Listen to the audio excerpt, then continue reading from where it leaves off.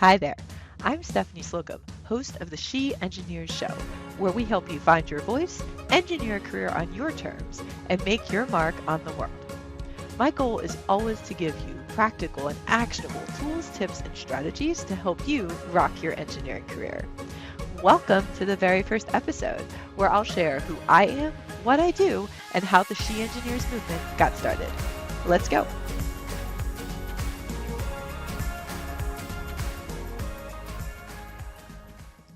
So here's my deal. I stumbled into engineering in college. I was a biochemistry major who hated college chemistry. So when an engineering friend of mine showed up at our weekly tennis match with a building model, the kind you might have made with Legos when you were a kid, I asked him, what college major do you get to do that in? He told me architectural engineering. I took one class and I was hooked.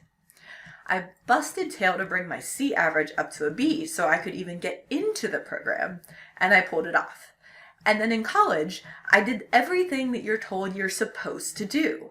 I got internships throughout, I worked hard, I had a decent GPA, so I figured that finding that first-time engineering job, that would be a breeze. Then September 11th, 2001 hit, and the country plunged into a recession. Of course, this was my senior year, so I remember going to interviews a couple months later in New York City and Washington, D.C., and there I was told things like, you aren't a good fit, or we decided not to hire right now, but we'll let you know if anything changes. Spoiler alert, I never heard anything back from them. So I ended up getting a phone interview with a company one of my classmates was going to work at, in Texas, a state I had never set foot in before. So I moved down south into what in theory should have been my dream job, if not quite in my dream location. I was excited to start my career, and I figured that working hard and mastering all those technical skills, that was going to be the key to my success. But what I didn't expect was some of the odd situations I found myself in. So, for example, there was the time I brought my super fudgy family secret recipe brownies into work. And one of the senior engineers took a bite of these brownies and with a huge smile on his face said, "This is why we need women in the engineering department." Then there was the time that I sat in a lunch and learn, and one of the firm owners told us that women needed to choose between family and work if they had aspirations of rising to an executive level position. Then there was the time that I had to convince a contractor that yes, I really am an engineer. But I figured it was an anomaly. After all, almost all of these guys I worked with, and the women too, they seemed like nice people. So I bit my tongue, I laughed it off, and I did my darndest to fit in. And when I say fit in, I mean really fit in. I got the professional haircut, I dressed the part, and I even threw away my non-engineering interests like writing because other engineers looked at me oddly when I said I wanted to write. And deep down, I thought there was something wrong with me. I was young, I was inexperienced, so I thought surely I would be heard and respected with more experience and when I fit in, right?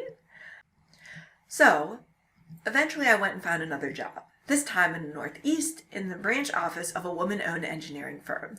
And they specialized in the kinds of engineering projects that I love to do, like schools and universities and labs. And so again, I focused on mastering those technical skills. I earned my professional engineering licensure, and that's where I hit a brick wall. Up to that point, I was what most would have considered an ideal employee. I did my best to fit in, I didn't rock the boat, and I was definitely a card-carrying, rule-upholding, status quo person. But I still struggled to get anyone to listen to me, especially when they had an option for a non-female second opinion. And I get interrupted in meetings, even by other women. My ideas were only deemed good if one of the other engineers in the office supported them. Oh, and then there was the time that my boss told me I was really good at documentation, which of course is what every woman in engineering wants to be known for, right? No. So I figured, I just needed to work harder to prove myself, get more experience. And then one day, when I had worked hard enough, proved myself enough, endeared myself to our clients enough, then I would deserve respect. And perhaps I wouldn't get interrupted so much anymore either. 5 years later, I had 2 kids, and we were smack dab in the middle of the Great Recession in the construction industry. And at that point, almost 10 years I was into my career, and it had been years since I had gotten anything more than a cost of living raise, which of course I was grateful for. But there was no path to a promotion in sight, and I was still having all of these same problems about being heard and respected and appreciated. And so I thought to myself, okay, should I stay here? Should I find another job? Should I go all in with a couple of other ideas that had been swirling around in my mind, even though I, wasn't going to say them because why bother? No one was going to listen to me. So I decided to go all in. I'm an all-in kind of person. I'm like, okay, I'm going to give this a shot. So the first idea I pitched, which was related to joining an organization where our clients all grouped, that was a go. And so I was so excited. People finally listened. I was going to be the point person on this. But there was only one problem. You see, I'm an introvert. And doing this would involve going to network in person with potential clients that I had never met before, and I didn't know. So I started obsessing over public speaking, communication skills, business terminology, and all those things I would need to understand to be able to mingle and hold my own. And I started obsessing over organizational psychology, what makes people tick, because I knew I had this challenge with being heard. But I was pretty sure if I did enough research, I could find some science-backed approaches to solving that problem. And that shy, introverted girl who physically shook like this when she needed to present in public, who preferred to hang out in the background, she became a networking and connection machine. Yet still, I encountered some odd situations. So there was a time that I went to one of these events and was told by a potential client, after spending 10-15 minutes talking to him, I wouldn't have thought you were an engineer. I decided to take that as a compliment. But by this time, it was now 2013. We got a phone call from my mother-in-law one weekend. It was our wedding anniversary. I remember sitting on the couch, and she told my husband, "Your dad's in the hospital." They ended up having to have emergency surgery and discovered that he had a very rare form of stage 4 cancer that was incurable. And then a couple months later, that same year, in November, I felt really, really sick all month. I thought I had the flu. I had gotten one thing after another. Well, it turned out that I was actually pregnant with my 3rd child. Surprise. And so during that pregnancy, I spent a lot of time soul searching. Because despite going all in my career, if I was really honest with myself, I felt like I was missing something. Yes, I had a well-paying job I was decent at, but I felt a call to do more. I felt like I had skills that were being untapped, and I didn't know what that more was. So then, while I was on maternity leave, I read Sheryl Sandberg's classic, Lean In. And all I can remember thinking as I'm reading this book with my baby in my arms at 2 a.m. in the morning nursing her, I remember thinking, yes, like what was described was everything I had experienced. And it wasn't just me. It wasn't my lack of experience. It wasn't that I needed to work harder. It wasn't that I wasn't good enough. It wasn't that there was something I was doing wrong. It wasn't just me. And the observations I had made, that I struggled to be heard and appreciated in the same way that my male counterparts were, that wasn't just me being overly sensitive. And it wasn't my imagination that some of the leadership behaviors that my male counterparts did were rewarded. Then when I did the exact same thing, I got backlash. I wasn't alone. It wasn't just me. And after that, my obsession over all things related to being heard, and especially how to navigate that in the context of being a professional woman, grew. Because when I plugged in what I recognized from reading Lean In into my business communication obsession, it all started to click. It was kind of like I had been walking around taking pictures with a camera that had like a foggy lens. And when I read Lean In, it wiped it all clean so I could see clearly. And it made the seemingly unconnected ideas and observations I had been collecting for years coalesce into this like lightning bolt of clarity. So it was at that point that I realized that trying to fit in as a woman in engineering was a bit like a beautiful swan swimming with ducks and being the swan and not trying to stand out. So I then spent the next 2 years testing what I had learned in virtually every interaction with someone else and mentoring anyone who would listen when I found things that worked. And it worked so well for myself, in fact, that it resulted in a promotion. So in 2017, I began writing it all down. Through the lens of self-reflection, business, communication, and womanhood, I told my story, what I had learned, and how others could apply it. And I called that book She Engineers.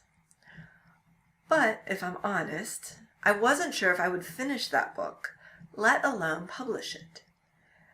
You see, I was afraid to publish it. The book, it was a side project. I tackled it in evenings and weekends while continuing in my full-time, well-paying engineering job.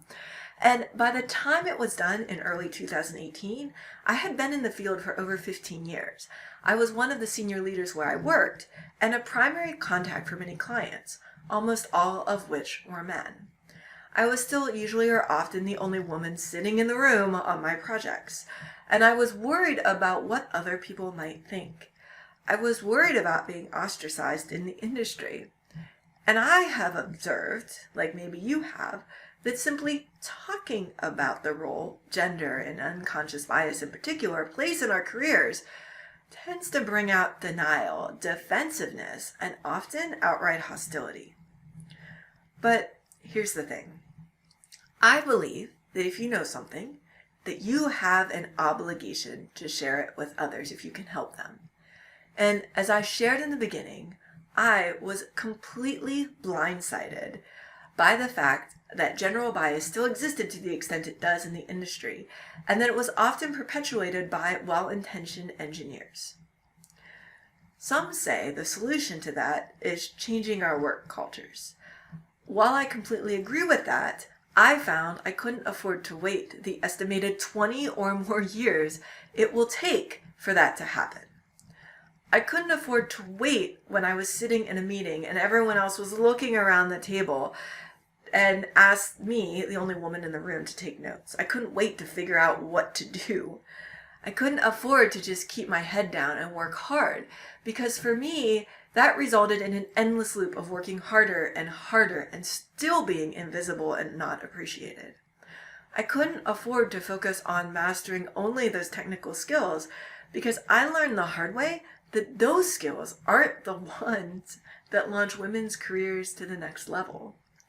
And I couldn't afford to wait for corporate culture to catch up with me.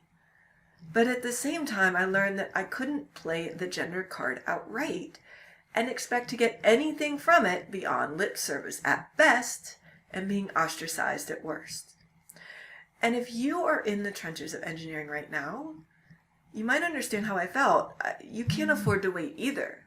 Because every year that goes by when you aren't heard at work, when you feel invisible and alone, that's another year where you don't get the respect you deserve, you don't get paid what you're worth, and you don't get your ideas into the world. I deserve better. You deserve better. And I will not sit by and let the same struggles that happened to me when I have found a solution that works happen to anyone else. And so, I published She Engineers. And 6 months later, I took the biggest chance of my own career. Because you see, I believe in the power of this so much that I resigned from my full-time, well-paid engineering position to found my own company, Engineers Rising, where we share the message that you don't have to wait and that you can make your voice heard get the respect you deserve, and engineer your career on your terms so that you can make your mark on the world, the mark you wanted to make when you picked engineering as your field. So, thank you for joining me today on this video, and welcome to our movement. That's a wrap for this episode of the She Engineers Show. Thanks for watching. Before you go, can you do me a quick favor? This is our very first episode, and we want to reach more women in engineering. So please, subscribe to our channel and share with a friend so more women have a voice in the future of our engineered world. See you on the next episode.